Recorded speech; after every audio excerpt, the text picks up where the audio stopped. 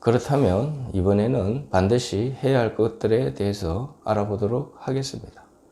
첫째는 금융교육의 중요성입니다. 엘린 그린서픈이 말하길 글을 모르면 사는데 불편한 정도지만 금융을 모르면 생존 자체가 어려우므로 금융 문명이 문명보다 훨씬 무섭다고 했습니다. 보통 사람들은 초, 중, 고, 대학 졸업 때까지 금융교육을 알려주지도 않았고 배워보지도 못했습니다. 그저 가정에서는 전략, 적금 등으로 목돈을 모아서 이자를 조금이라도 더 주는 곳에 맡기라고만 많이 들어봤습니다. 이것이 가장 큰 문제입니다. 자본주의에 대한 이해가 부족하여 자본소득을 누리지 못하고 있기 때문입니다. 저도 후회하는 것은 자본소득을 더 빨리 알고 올바른 투자를 했더라면 하는 것입니다. 우리나라가 OECD 국가 중 노인 자살률이 1위인 이유는 무엇일까요? 다름 아닌 노년의 지긋지긋한 경제적 빈곤입니다. 그러니 이 영상을 보고 계신 분들은 하루라도 빨리 자본소득이 근로소득을 앞설 수 있는 방법을 강구해야 합니다. 그렇지 않고서는 머지않아 피눈물 나는 노후 빈곤이 기다리고 있을 것입니다. 금융교육은 네이버에 자본시장연구원, 금융감독원, 한국은행 홈페이지에 들어가면 세계 경제 흐름하고 우리나라와 선진국의 투자자산 비중 등을 볼 수도 있고 왜 우리나라 사람들이 노년에 빈곤하게 사는지 통계가 나와 있습니다.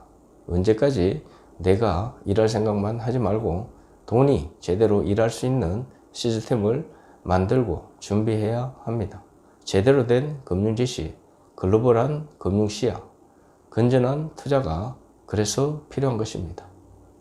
시간을 통한 레버리지는 투자 전문가나 초보나 평범한 사람이나 누구나 활용할 수 있습니다. 시간은 누구에게나 공평합니다. 복리의 마법을 체험할 수 있는 다양한 상품들이 있으니 지금부터 공부해야 할 시점이 아닐까 하는 생각이 듭니다.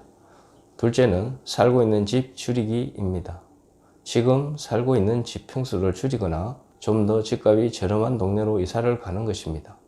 교육을 위해 주거비가 높은 동네에 머물렀다면 자녀가 모두 성장한 후에는 굳이 그 동네에 머물 필요가 없습니다. 명절이나 자녀들이 오면 좁은 집이 불편해서요 라는 분들이 있습니다. 하지만 잠시 생각해보면 1년에 몇 번이나 자녀들이 오는지 그렇게 아낀 집값으로 노후를 즐겁게 보내는 것이 훨씬 행복하지 않을까요? 셋째는 월세 받는 수익 구조를 만들자입니다. 집을 줄였다면 아껴진 집값으로 수익형 부동산에 투자하여 매월 통장에 현금이 입금되는 구조를 만들어 보자는 것입니다. 일을 하지 않아도 돈이 들어온다 생각만 해도 웃음이 절로 나지 않나요? 곳간에서 인신 난다고 하였습니다. 주머니가 두둑할수록 마음의 평온이 찾아옵니다. 넷째는 가능하다면 제2의 직업을 갖자입니다. 집을 줄이고 그 돈으로 수익형 부동산에 투자하여 매월 수익이 발생하는 흐름을 만들어 놨다면 최상의 준비가 아닐까요? 그럼 이제부터는 안정이 되었으니 계속 놀기만 하면 될까요? 아침에 일어나서 갈 데가 없고 할 일이 없다는 것만큼 힘든 일이 또 있을까요? 흔히들 말합니다. 노는 것도 하루 이틀이라고 말합니다. 스트레스 받지 않고 힘들지 않게 즐기면서 할 수 있는 나만의 일을 찾아보는 것입니다. 그 일에서 수익까지 발생한다면 금상첨화입니다. 제가 아는 분은 유튜버 제작하는 재미에 푹 빠져 있는 분이 있습니다. 지금은 비록 작은 용돈벌이 수준이지만 시간이 지나면 달라지지 않을까요? 자신이 좋아하는 분야에 관심을 가지고 하는 일은 자기계발과 동거리 모두를 만족시키고 있으니 최고의 일이라는 생각이 듭니다. 다섯째는 아무리 강조해도 지나치지 않는 건강, 또 건강입니다. 주머니도 두둑하게 만들어 놨고 나를 살아 숨쉬게 하는 재밌는 일들도 많이 있습니다. 하지만 이 모든 것은 건강할 때 가능한 일입니다. 아프면 아무 소용 없습니다. 아프면 치료비에 돈이 없어지기 시작하고 아무리 재밌는 일도 그날부로 끝입니다. 결국 건강이 최고입니다. 건강을 잃으면 모든 것을 잃는다는 것을 나이가 들면서 지켜야 하는 제일 원칙이라는 생각이 듭니다. 여섯째는 주변인들에게 신경 쓰라입니다. 복지국가인 대한민국에서 굶어 죽는 일은 거의 없습니다. 하지만 고독사는 심상찮게 뉴스에 나옵니다. 나이가 들수록 제일 힘든 것은 외로움입니다. 내 주변부터 살펴보자는 것입니다. 와이프, 남편, 자녀, 형제, 지인 등 좋은 관계를 유지한 만큼 노년도 행복해집니다. 나이가 들면 인간관계는 좁아질 수밖에 없습니다. 소중한 사람들만 남아있을 가능성이 높기 때문입니다.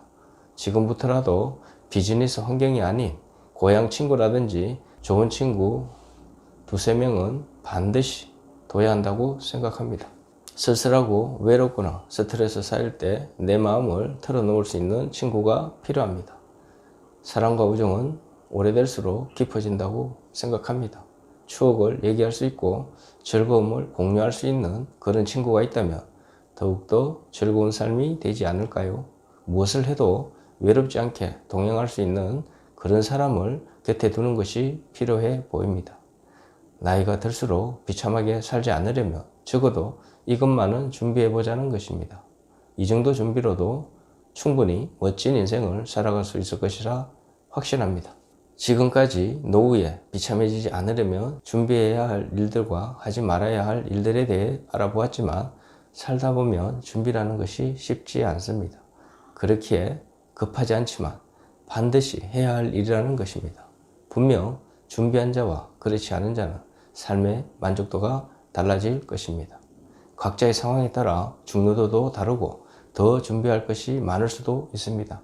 다만 노후 준비 핵심은 무엇일까요? 은퇴 후 삶을 준비할 때 많은 분들이 자금과 관련된 재무적인 요소만을 신경 쓰시는 경우가 많습니다. 하지만 은퇴 후에는 전보다 시간이 많아지기 때문에 누구와 어떻게 무엇을 하며 어떤 삶을 살고 싶은지를 꼭 함께 고민해 보셔야 합니다. 재무적인 요소와 비재무적인 요소로 나눌 수 있는데 재무적인 요소는 기존 영상에 있으니 참고해 보시는 것이 좋을 것 같습니다.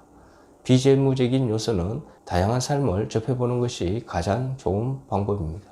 어떤 분에게는 농사를 지으며 소소한 행복을 즐기는 것이 적합할 수 있고 어떤 분에게는 도심에서 여유를 즐기는 것이 적합할 수가 있기 때문입니다. 나와 맞는 방향을 찾고 나면 필요한 자금은 더 줄어들거나 늘어날 수도 있으니 재무적인 요소를 먼저 체크하시고 그 안에서 비재무적인 요소를 채워보시면 좋겠습니다. 최근에는 너무 쉽게 많은 정보를 확인할 수 있기 때문에 오히려 잘못된 판단을 하시는 분들이 많이 있습니다.